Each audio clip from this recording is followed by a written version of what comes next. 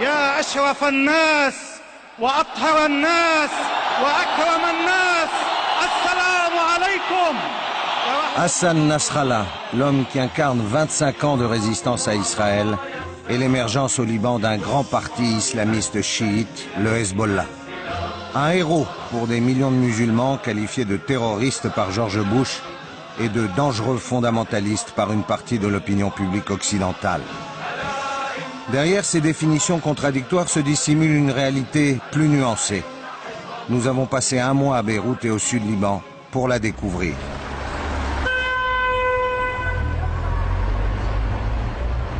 Son image est partout dans Beyrouth, en particulier dans son fief de la banlieue sud, mais personne ne sait où il vit, travaille et se cache, car Israël l'a officiellement déclaré objectif militaire. Nasrallah est protégé par un appareil de sécurité extraordinaire.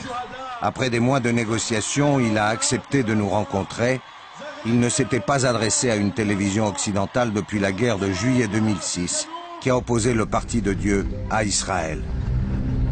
Ses services ont monté pour nous un studio improvisé dans un sous-sol de la capitale, que nous rejoignons après plusieurs changements de véhicules, aux vitres aveugles.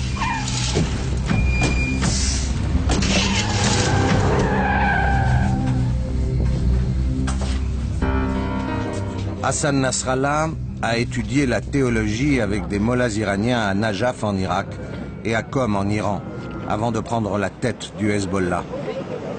Il rencontre régulièrement depuis l'ayatollah iranien Khamenei, dont il suit les recommandations en matière religieuse. Ses critiques l'accusent de dépendre politiquement de Téhéran et voient dans le Hezbollah le bras armé de la révolution iranienne au Liban. Donnez-moi un seul exemple en 25 ans d'existence où le Hezbollah aurait servi les intérêts de l'Iran contre les intérêts du Liban.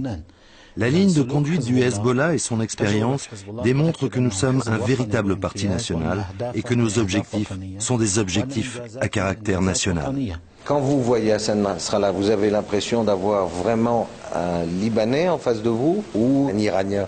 Il a des références religieuses en Irak ou bien en Iran, comme les catholiques peuvent avoir des références au Vatican ou ailleurs.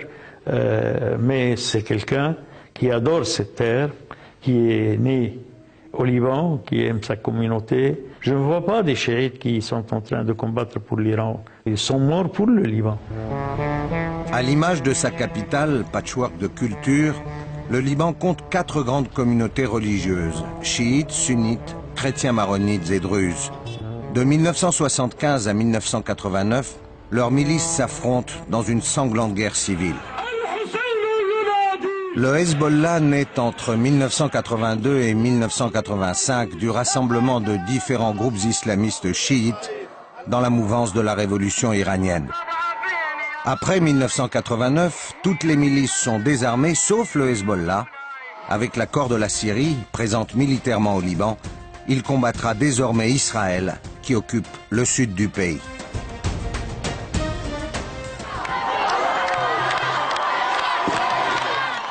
Mars 2007.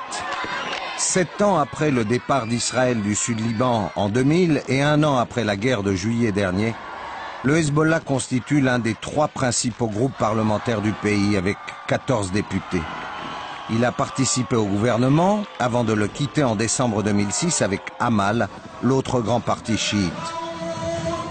Ses partisans occupent la grande place du centre de Beyrouth et manifestent pour réclamer un gouvernement d'union nationale avec le principal parti chrétien et quelques petits partis sunnites, druzes et laïcs. Ils forment ensemble une nouvelle opposition au cabinet pro-américain de Fouad Signora.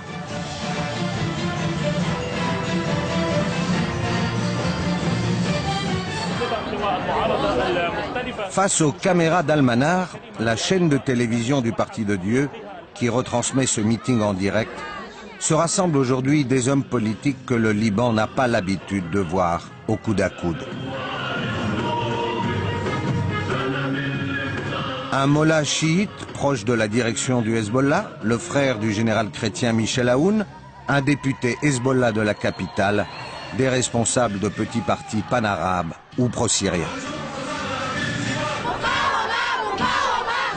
Résistance, résistance, crie la foule, car le moteur essentiel de cette coalition, malgré sa diversité, reste le Hezbollah, auréolé par la guerre de l'été 2006, présentée comme une divine victoire sur Israël. Le Hezbollah effraie toujours dans les quartiers sunnites du centre de la capitale chez les tenants du pouvoir, bien que depuis 1992, il se soit intégré à la vie électorale du pays. Radouane El Sayed est devenu l'un des principaux conseillers du Premier ministre Fouad Siniora, après avoir travaillé avec Rafik Hariri, l'ancien Premier ministre assassiné.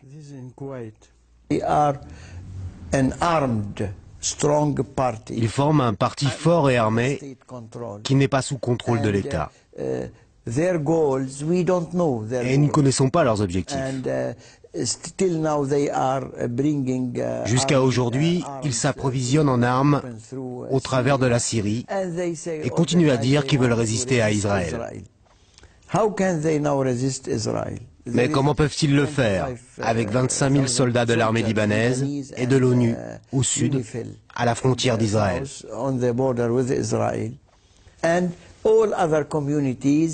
En outre, ni les autres communautés, ni l'État, ni les autres partis politiques n'ont le moindre contrôle sur ce soi-disant parti politique. Un parti religieux, un parti pro-iranien. La question des armes est une question liée au conflit avec l'ennemi israélien. Elle n'a jamais été liée à une quelconque situation interne libanaise. Ce qui doit rassurer les Libanais, c'est ce qu'a accompli le Hezbollah durant les années passées. Le Hezbollah n'a jamais utilisé ses armes à l'intérieur du pays.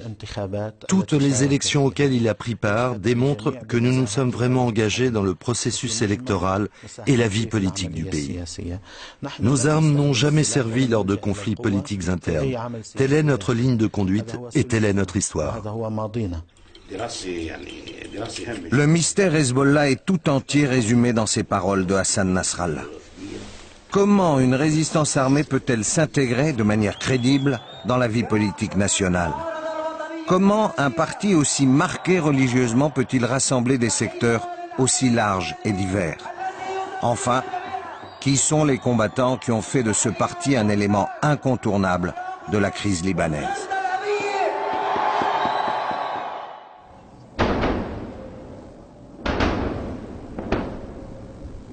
Malgré une domination aérienne sans partage et des bombardements massifs, l'armée israélienne a perdu plusieurs dizaines de chars pendant la dernière guerre, sous le feu de missiles modernes et efficaces, comme nous le montrent ces images tournées par des combattants du Hezbollah.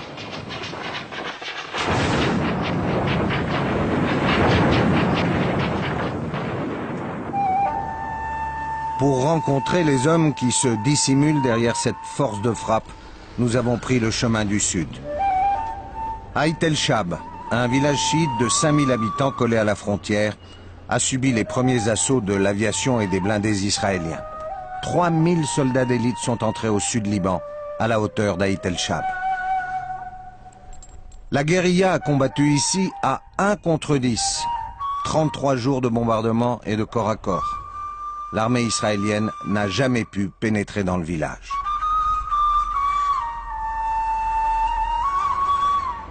Cet homme est un combattant. Il a pris part à la bataille. Fait prisonnier lors d'une opération commando dans les années 80, il a passé 13 ans dans les prisons israéliennes et préfère nous parler de dos. Il y a eu des combats très violents durant lesquels des chars et des bulldozers ont été détruits. Et ensuite, l'ennemi s'est retiré immédiatement.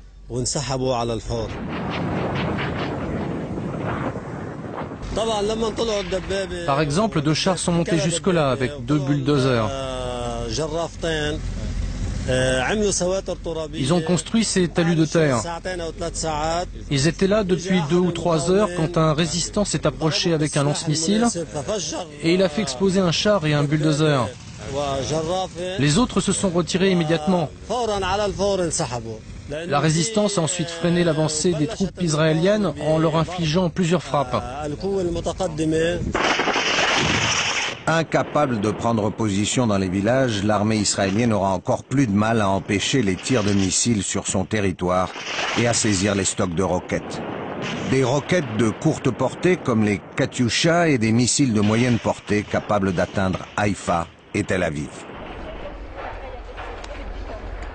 Ait el-Shab a perdu 30 combattants depuis l'invasion israélienne du Sud-Liban en 1982. Ceux de l'été dernier, une douzaine, le chiffre peut surprendre compte tenu de la violence des combats, sont enterrés ici dans un cimetière tout neuf. Parmi les derniers martyrs de Ait el-Shab, il y a de grands chefs. 2 d'entre eux étaient de grands commandants de la résistance. À Kiam, à 40 km au nord, un village aussi durement touché qu'Ait el-Shab, le Hezbollah dit n'avoir perdu que 2 combattants. Leurs effigies dominent la place du village.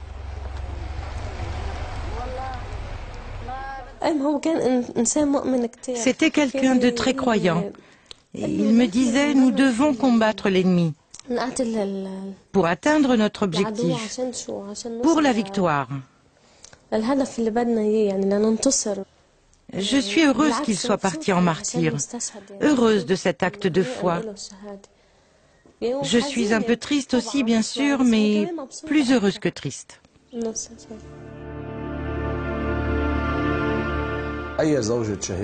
L'épouse d'un martyr, sa sœur, sa mère, sa famille, savent qu'il est du Hezbollah. Mais ils ne savent pas quel est son rôle dans le mouvement. Cela doit être préservé pour des raisons de sécurité et dans l'intérêt de la résistance. Cela doit demeurer secret. Même les Israéliens n'ont pas réussi à connaître ces secrets. Cela fait partie des éléments qui ont aidé à la victoire. La plupart des combattants d'Ait el-Shab, ceux qui constituent les unités locales, n'ont pas quitté leur village. On les retrouve à la mosquée pour la prière du soir, nous affirment nos guides. Très jeunes pour la plupart. Les troupes d'élite, spécialisées dans le maniement des fusées et missiles, ont en général regagné leurs bases arrières.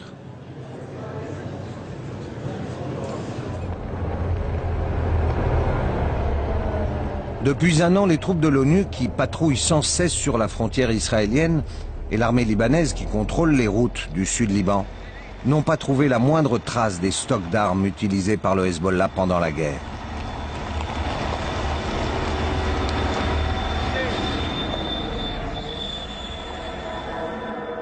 Ces armes que le Hezbollah montrait tous les jours sur la télévision Al-Manar avant le début des hostilités.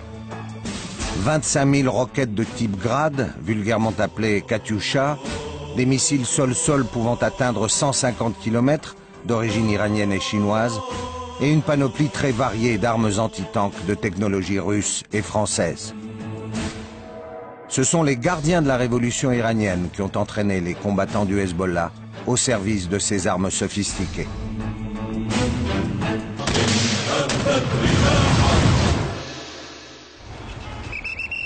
Dans la banlieue sud de Beyrouth, les portraits des martyrs de la guerre de l'été dernier occupent des avenues entières, 200 selon Hezbollah, 600 selon Israël. Beaucoup de ces hommes venaient de la capitale, voire de villages du nord, où la présence militaire du Hezbollah était inconnue avant la guerre. Autant que le patriotisme, une fois sans faille, les motivait.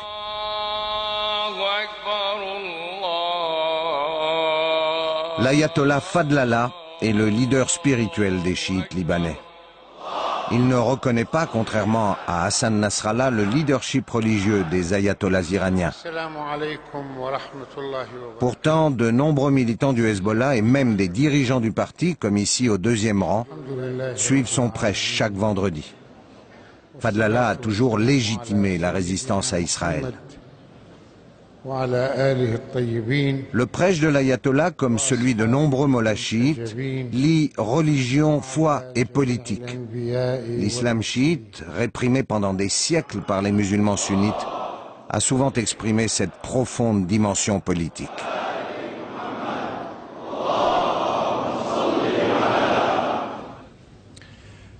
Parlons de l'Amérique. L'occupation américaine de l'Irak entre dans sa 5e année. Il se livre aujourd'hui à une féroce critique de la politique américaine dans la région et de l'occupation de la Palestine par l'armée israélienne. Sa dénonciation se fonde autant sur les valeurs de l'islam que sur des principes politiques. صلوات على محمد وآل محمد.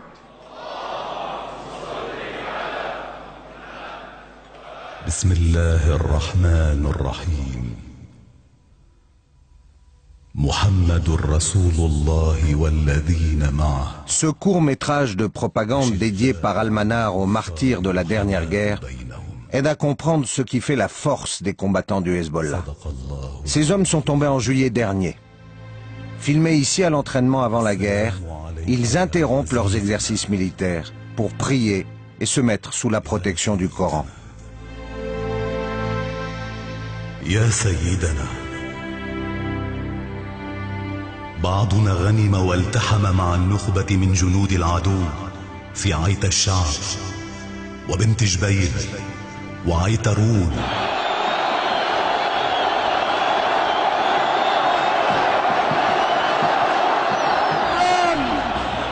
Août 2006, Nasrallah fête la victoire devant 1 million de personnes, mais le coût de la bataille est pour le Hezbollah plus important qu'il n'y paraît.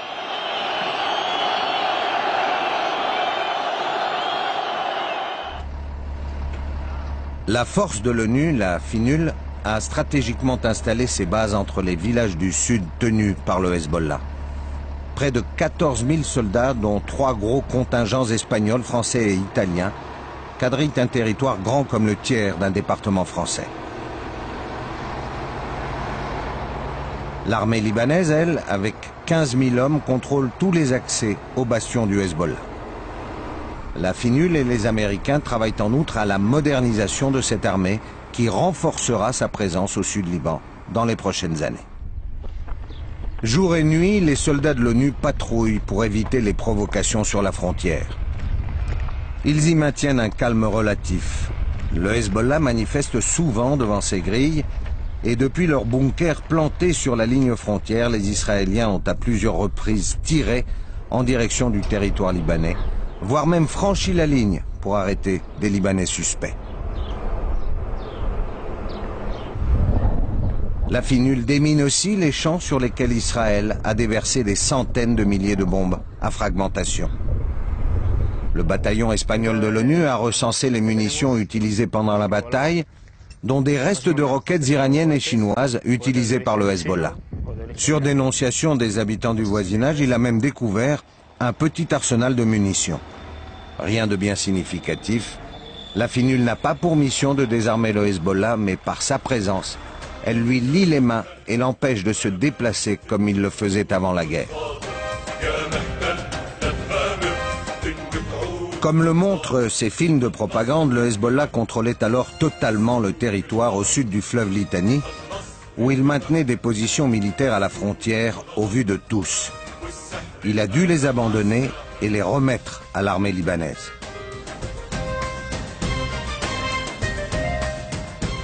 Ce Hezbollah, sous haute surveillance, est-il en condition de reprendre les armes au sud Liban? À Kiam, autre bourgade ayant férocement résisté aux Israéliens, aucune présence visible de combattants. Le village est calme et la reconstruction va son train.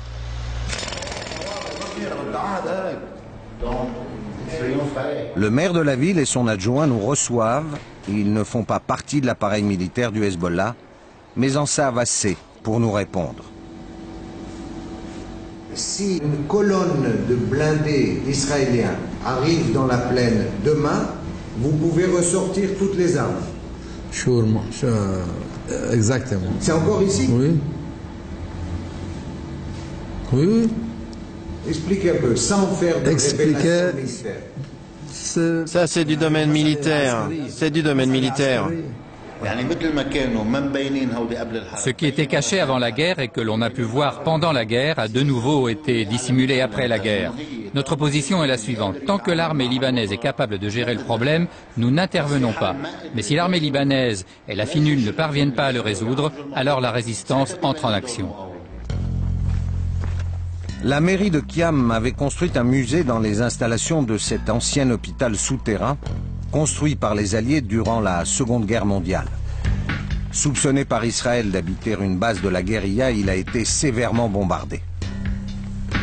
Les journalistes libanais ayant visité les installations du Hezbollah avant la guerre affirment qu'ils disposaient d'un impressionnant réseau de bases souterraines.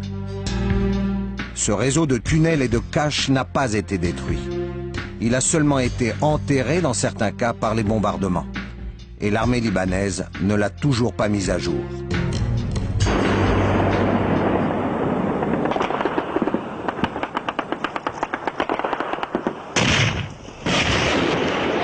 Après 1982, suite à l'occupation du Sud-Liban par Israël, le Hezbollah se lance dans la résistance armée.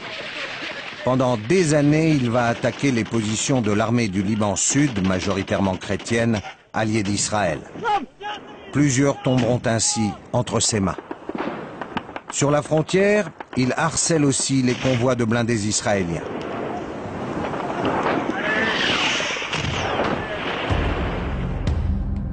L'armée israélienne se retire finalement en 2000. L'armée du Sud-Liban se décompose. Pendant plusieurs jours, juchés sur les blindés récupérés à l'adversaire, les commandos du Hezbollah paraderont du Sud-Liban à Beyrouth.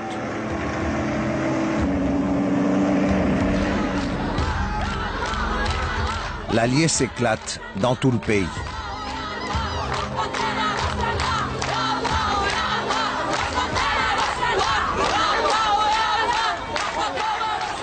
Nasrallah célébrera la victoire dans un village du Sud. Parce qu'il est le parti de la résistance et seulement pour cela, le Hezbollah gagne alors le soutien de larges secteurs de la société, sunnites et chrétiens, voire druzes, pourtant très éloignés de son idéologie islamique. Un autre facteur lui attire la sympathie. Il n'a exercé aucune représaille sur les milliers de collaborateurs de l'armée du Sud-Liban, en particulier les chrétiens. Le président de l'époque, Émile Laoud, lui aussi chrétien, reçoit Nasrallah comme un héros national.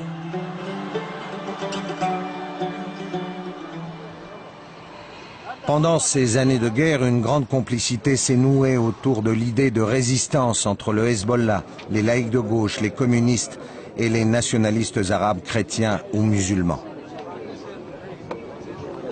Le 4 mars dernier, les funérailles d'un éditorialiste de gauche prestigieux, le rédacteur en chef du journal Al-Akhbar, qui soutient l'opposition au gouvernement, nous ont permis d'en prendre conscience.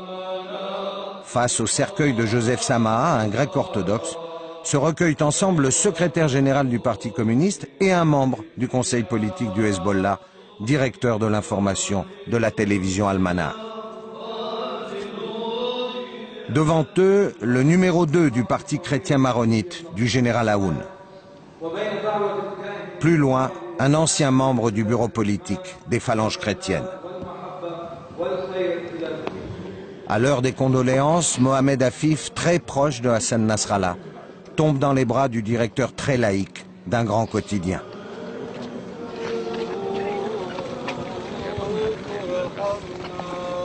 Pour moi, Hezbollah, c'est la résistance. Il n'y a pas de contradiction entre être libanais et chrétien et résister à Israël.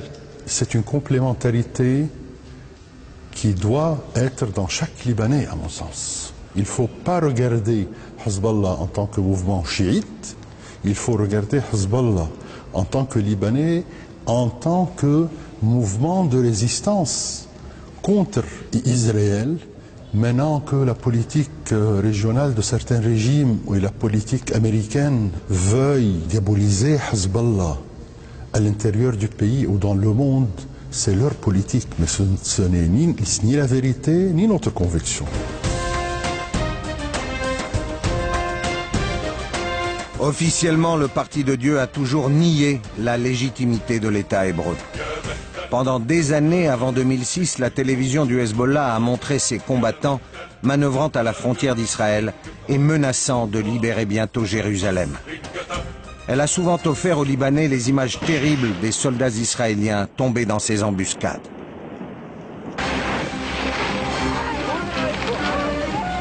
Mais après la guerre de l'été dernier, le déploiement de la FINUL et de l'armée libanaise sur la frontière sud rendent à terme moins probable une nouvelle invasion israélienne et la position du Hezbollah sur le conflit israélo-palestinien semble avoir légèrement évolué.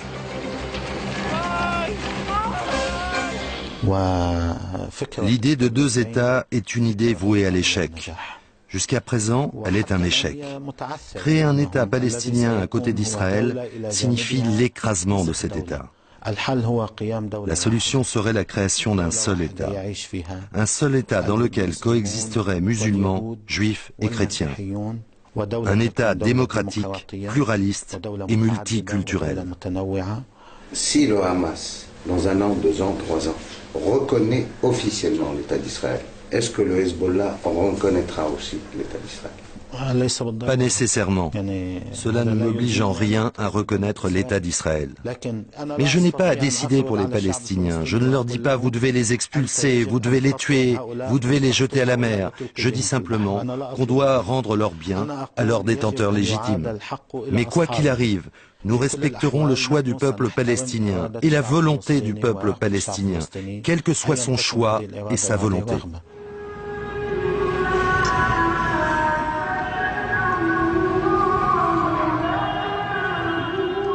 Le Hezbollah s'est aussi gagné une place de parti politique à part entière car il a finalement renoncé à son projet de société islamique. Influencé par la révolution iranienne de 1979, jusqu'en 1990, le Hezbollah prône l'instauration d'une république islamique et ne reconnaît pas l'État libanais considéré comme illégitime. Mais au terme de longs débats internes, notamment sous l'impulsion de Hassan Nasrallah, il prend en 1992 la décision de participer aux élections. Dès lors, pour les Libanais, l'image du Hezbollah change. De religieuse et guerrière, elle évolue vers une image plus politique.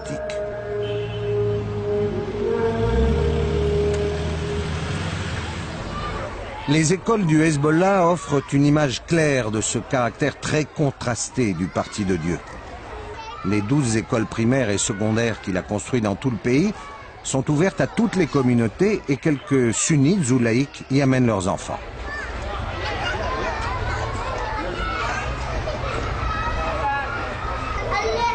Pourtant, dès l'entrée, les portraits des ayatollahs chiites iraniens Khomeini et Khamenei, son successeur, nous accueillent.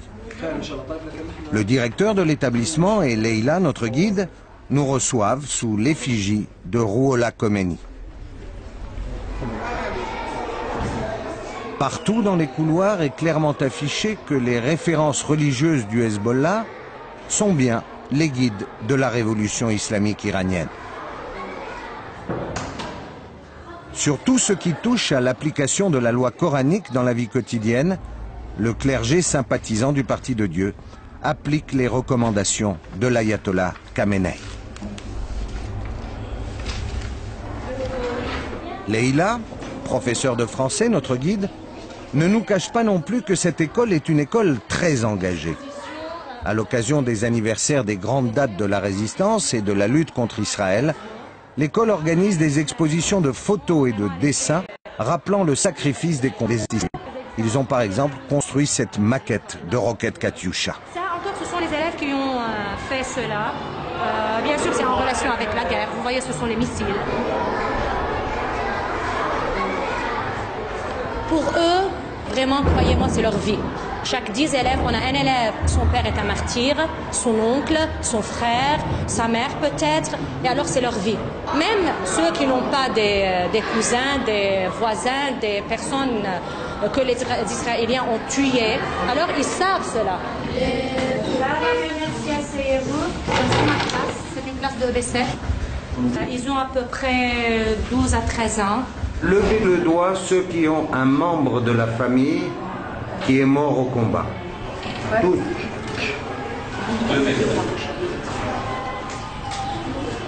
Vous leur donnez des cours d'histoire de la résistance? Ah non, des cours, non, mais ils vivent cela. Bonjour Toupi. Bonjour, soyez bienvenue. Dis bonjour tous ensemble. Mais cette école très militante réserve quelques surprises en matière de programme et de pédagogie. On n'a pas une éducation spécifique pour nos écoles. Non, nous suivons l'éducation générale de l'État. Ah oui, de l'État. Alors par exemple pour les livres d'histoire, la géographie, même les livres de français sont de la France. Nos livres arabes, c'est une série utilisée dans plusieurs autres écoles qui n'ont pas de relation avec Hezbollah. Vous avez des cours de religion dans l'école? Oui, bien sûr, et on a des cours de Coran encore. Alors, on a une séance par semaine où les élèves apprennent la religion islamique. Dans les écoles publiques, ils ont une séance de religion ici au Liban. Ce n'est pas simplement en relation avec les écoles islamiques. Et encore pour les écoles chrétiennes, encore ils ont une séance de religion. Oui, c'est normal au Liban. Les écoles du Hezbollah se plient au programme établi par l'éducation nationale libanaise et par bien des côtés, les techniques pédagogiques utilisées font penser à n'importe quelle école occidentale.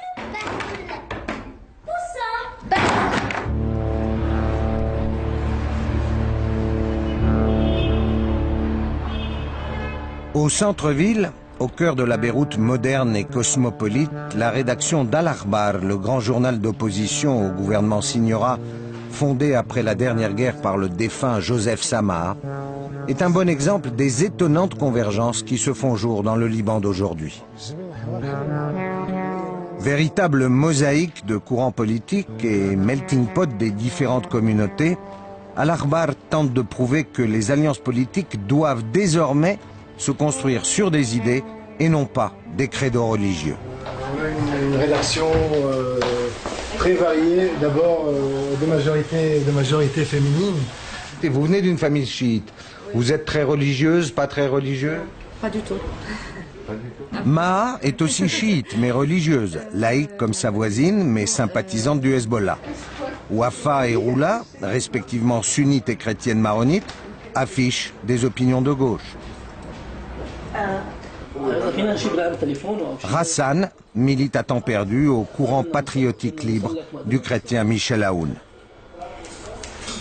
C'est quand même un journal qui reflète la sensibilité de l'opposition, même s'il est tout prêt à la critiquer. Il y a un grand dénominateur commun qui est, l'opposition au projet américain-israélien.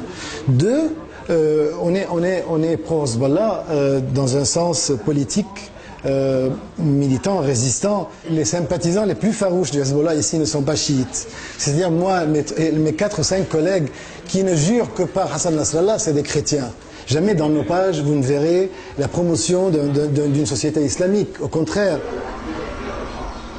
Plusieurs journalistes militants du Hezbollah sont intégrés dans la rédaction, comme cet ancien prisonnier d'Israël, converti au journalisme après sa libération. Parlant hébreu, il est chargé de suivre la politique israélienne sur Internet. Amal Nasser est journaliste au service politique. Pensez-vous que cette société sera un jour une société islamique? Non, non, ce n'est pas possible. Pas possible, car nous avons différentes religions et chacun a le droit de vivre conformément à sa croyance. C'est un mélange de religions. Une société islamique n'est pas possible. Si nous étions dans un pays d'islam, et si l'écrasante majorité de ses habitants étaient musulmanes, nous aurions sans doute œuvré pour une république islamique. Mais au Liban, en raison de son pluralisme et de sa diversité communautaire et religieuse, du fait qu'il y a aussi ici des musulmans qui ne souhaitent pas un État islamique, il est tout à fait normal qu'en raison de ces spécificités, nous préconisions une autre voie.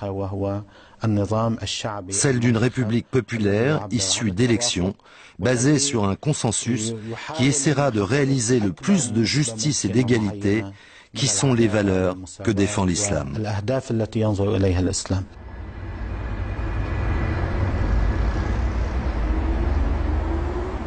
Les chrétiens du Liban représentent 30% de la population, un monde aux antipodes du monde chiite.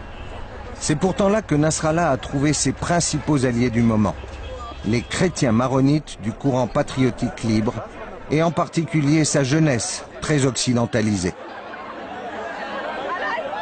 Comme le Hezbollah, ils affichent un patriotisme exacerbé, mais curieusement, la fierté de ce mouvement, c'est d'avoir résisté dans les années 1990 à l'occupation syrienne du Liban, quand le Hezbollah, allié de Damas, luttait alors contre Israël. Le général Aoun, exilé en France pendant 16 ans par les Syriens, a passé un accord avec le Parti de Dieu qui pourra garder ses armes jusqu'à la restitution des quelques kilomètres carrés de terre que l'État hébreu occupe encore à la frontière sud. En échange, le Hezbollah participera avec lui à un gouvernement national qui prendra ses distances avec Damas et s'engagera sur la voie de la construction d'un État pluraliste. Ils reconnaissent le droit à la différence. Il faut les voir dans leur milieu. Il y a des chiites qui ne sont pas, beaucoup de chiites qui ne sont pas de Hezbollah, qui ne partagent pas leur opinion. Donc du fait qu'ils reconnaissent le droit à la différence, nous devons reconnaître leur droit. Les partisans de Michel Aoun sont marqués par les souvenirs des massacres intercommunautaires de la guerre civile de 1975 à 1989. Les chiites en général, et le Hezbollah en particulier, ne les ont alors jamais pris pour cible.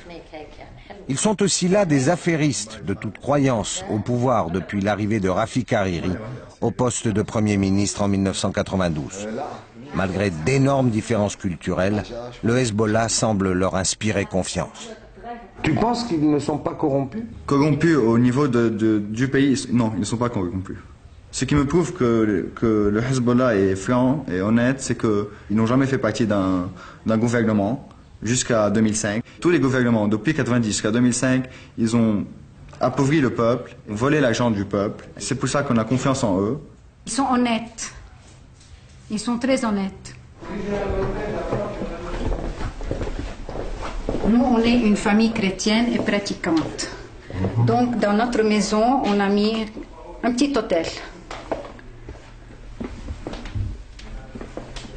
Vous êtes sûr que le Hezbollah ne veut pas créer une république islamique? On est sûr. On est sûr qu'il n'y a pas de fanatisme.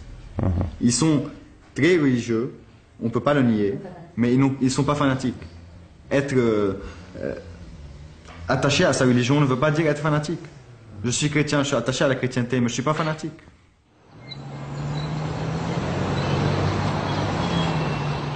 En l'absence d'infrastructures publiques en matière de santé, les islamistes ont pris le relais de l'État, se gagnant d'autres sympathies. La banlieue sud de Beyrouth compte 2 grands hôpitaux privés construits par des associations caritatives chiites. Celui-ci est l'œuvre de l'Association des martyrs du Hezbollah. Cet hôpital de toute première classe soigne gratuitement les familles des combattants morts au combat et offre des tarifs préférentiels aux travailleurs des institutions du parti. Il est doté des équipements les plus modernes, servi par des spécialistes souvent formés en Europe, et soigne aussi, à plein tarif, des clients venus de tous horizons, voire de riches clients venus de l'étranger. L'hôpital Al-Rassoul est devenu une très bonne affaire. La petite, ça s'appelle quoi? Je porte le voile, mais cela ne veut pas dire que je suis du Hezbollah, c'est seulement par conviction religieuse. Il y a ici des gens de toutes confessions, des chrétiens, des sunnites, des druzes, mais on ne connaît pas leurs croyances. Dans les services, on croise parfois des malades appartenant à l'armée ou aux forces de sécurité, dépendant d'un gouvernement pourtant peu suspect de sympathie pour le Hezbollah.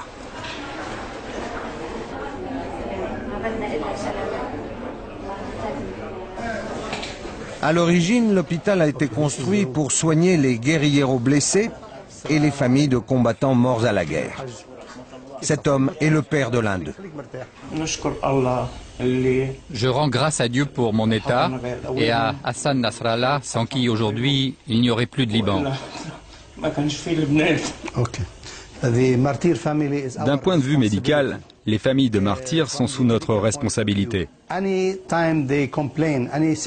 Quelle que soit la maladie dont ils se plaignent, ils viennent à l'hôpital et nous devons prendre en charge à 100% leur traitement. Qu'il s'agisse de chirurgie ou d'une consultation médicale, quels que soient leurs besoins, nous devons y subvenir et comme ce sont des familles de martyrs, le traitement est gratuit. 1200 martyrs sont officiellement reconnus par le Hezbollah depuis 1982, auxquels il faut rajouter les 200 victimes de la dernière guerre. Au début de l'hôpital, L'Association des martyrs d'Iran a aidé notre association des martyrs ici au Liban. Après quoi, notre association a été aidée par des gens qui font la charité au Liban de partout dans le monde. Nous recevons des dons du Golfe ou d'Afrique, de partout.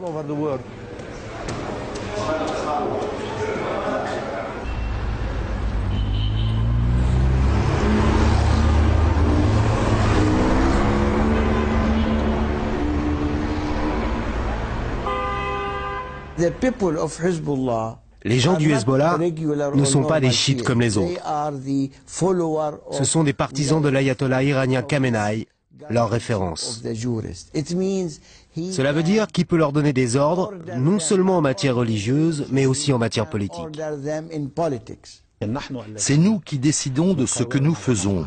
Quand nous combattons ou non, si nous devons entrer au gouvernement ou au Parlement, avec qui nous formons une coalition, avec qui nous devons rompre ou non, si nous devons négocier et accepter un compromis.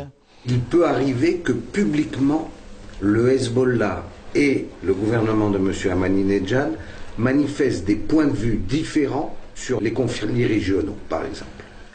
Absolument. La République islamique d'Iran est un État avec ses intérêts régionaux. Elle peut entrer en conflit avec des États voisins. Sommes-nous obligés d'entrer en conflit avec ces mêmes États? Nous ne sommes pas obligés. La reconstruction donne l'occasion d'analyser cette relation, en particulier sur le plan financier. 14 pays arabes, le Qatar en tête, ont offert un peu plus d'1 milliard de dollars pour la reconstruction des villages du sud les plus bombardés et de la banlieue chiite de la capitale. La somme ne suffit pas pour remettre sur pied les 90 000 logements totalement ou partiellement détruits. Le Hezbollah apporte donc la différence sur ses fonds propres. La plupart de ces fonds viennent d'Iran.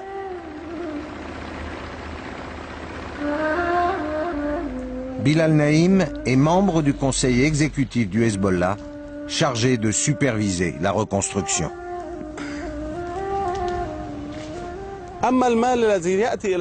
S'agissant de l'argent qui parvient directement au Hezbollah, il nous arrive dans le cadre d'une disposition particulière de la loi coranique, que nous appelons le Khoms dans la communauté chiite. Chaque croyant et chaque croyante chiite doit s'acquitter d'un 5e de ses revenus annuels, ces sommes étant investies dans des opérations humanitaires. Dans la situation actuelle, la direction religieuse des chiites, représentée par l'ayatollah Khamenei, non pas en tant que chef d'État iranien, mais comme leader des chiites à travers le monde, a réservé une grande partie de l'argent que les croyants lui donnent pour la reconstruction du Liban. Combien l'imam Khamenei peut apporter? 600 millions de dollars.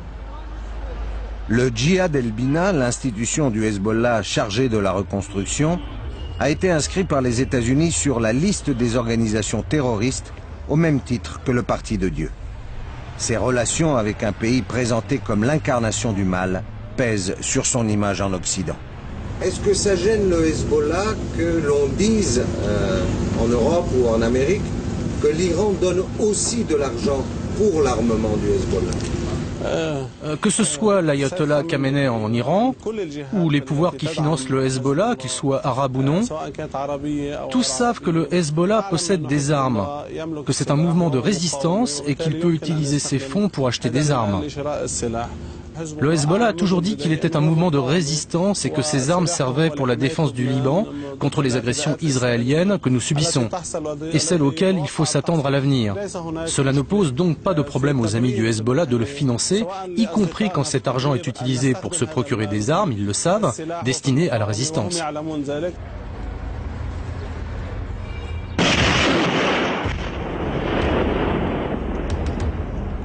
Le qualificatif de terroriste colle toujours à la peau du Hezbollah malgré 25 ans de résistance militaire et 15 ans d'activité politique. Tout le monde parle du terrorisme de Hezbollah.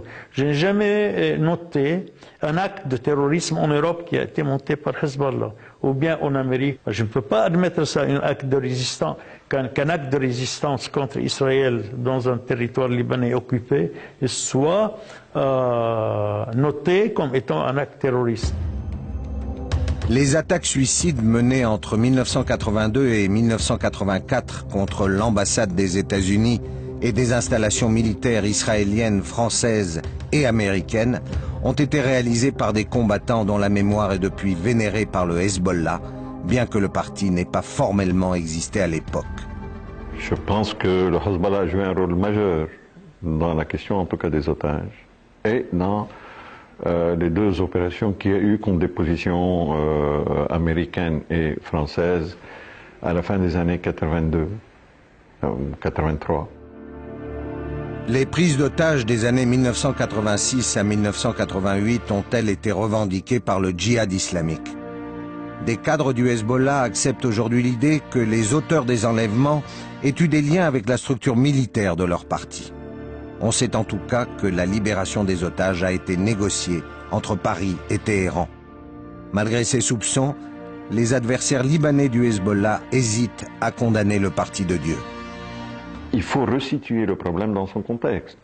C'est-à-dire, pas du tout pour justifier ni ces attentats ni les enlèvements, mais c'est dire par rapport à nous en tant que Libanais, c'est une page de notre histoire que nous avons tournée en disant tout ça c'est des actes de guerre et il n'est pas question aujourd'hui pour nous de juger le Hezbollah parce que en gros c'est une guerre civile et dans un de ses aspects cette guerre était une guerre civile et donc s'il faut aujourd'hui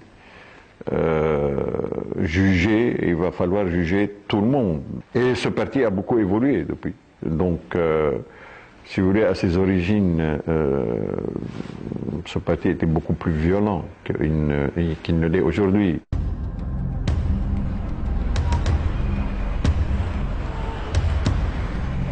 La quasi-totalité des immeubles qui abritaient l'état-major du Hezbollah dans le sud de Beyrouth ont été détruits l'année dernière.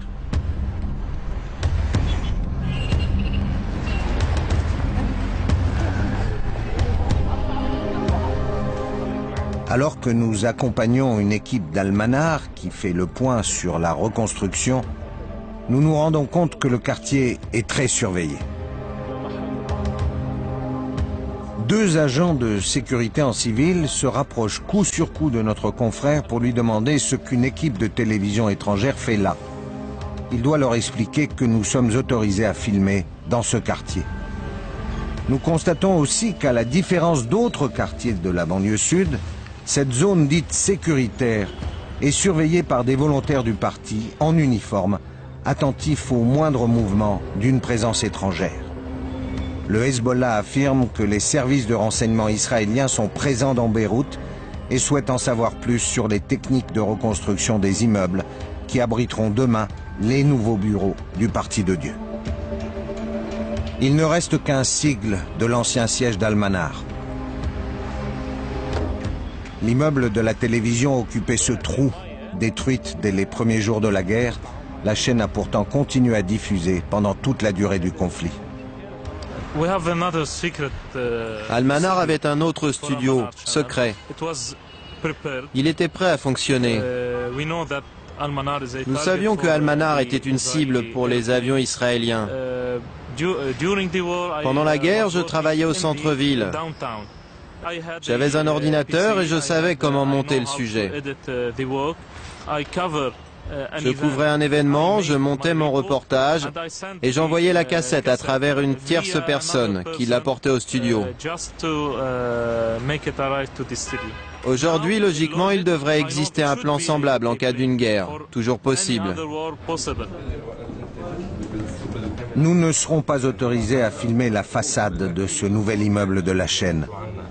Ici, l'installation de la régie et des studios n'est pas encore totalement terminée. Mohamed Afif, le directeur, ne nous cédera aucune information sur les plans de défense d'Al-Manar. Vous croyez qu'Israël sait en ce moment où se trouvent vos studios? Ni eux, ni vous. Je ne suis pas autorisé à vous dire ce que je sais, car c'est la guerre. La conférence de rédaction se déroule dans les sous-sols de l'immeuble. Mohamed Afif, l'ancien conseiller en communication de Nasrallah, la dirige. Il y expose la ligne éditoriale à suivre, mais les débats avec ses collaborateurs sont parfois vifs. Le contenu des journaux et de la programmation d'Al-Manar depuis la dernière guerre évolue vers plus de pluralisme car le Hezbollah s'engage dans la bataille politique libanaise avec de nouveaux alliés. Leila Mazbouti est rédactrice en chef. D'origine sunnite, elle a vécu longtemps en France avant de rejoindre le Liban et de se convertir au chiisme le plus religieux. Elle juge aujourd'hui sa chaîne plus professionnelle qu'islamiste et militante. Elle nous rappelle d'abord qu'accusée d'antisémitisme par Israël et la France à la suite de la diffusion d'un feuilleton syrien, Al-Manar l'a déprogrammé après avoir reconnu son caractère raciste. Elle insiste ensuite sur la grande diversité des invités des programmes politiques de la chaîne, membres de la majorité gouvernementale ou alliés critiques du Hezbollah, et le respect de l'équilibre dans les journaux télévisés. Comment à la fois défendre la ligne du Hezbollah et être pluraliste? Mais il n'y a pas de contradiction. Pourquoi pas? C'est pas parce qu'on défend la ligne du Hezbollah qu'il ne faut pas être objectif, qu'il ne faut pas voir la réalité telle qu'elle. Par exemple, nous, le Hezbollah, c'est un parti qui soutient profondément, qui soutient en force l'intifada, qui a soutenu l'intifada, qui soutient la cause palestinienne. Mais nous avons des programmes qui reflètent les prises de position dans la presse israélienne. Ça veut dire que ce n'est pas parce que nous soutenons le peuple palestinien que nous n'allons pas refléter le point de vue israélien. Al-Manar est la chaîne la plus regardée au Liban, selon l'Audimat, surtout au niveau de l'info.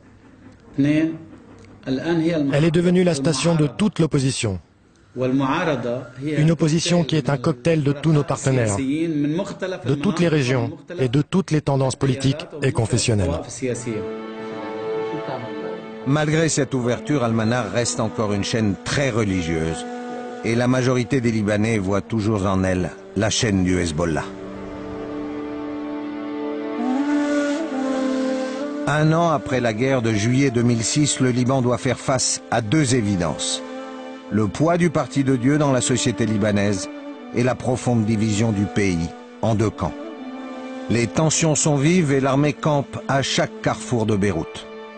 Seul un accord entre le gouvernement, soutenu par la France et les États-Unis, et l'opposition emmenée par le Hezbollah, un parti controversé mais incontournable, peut éviter de nouveaux affrontements, voire la relance de la guerre civile.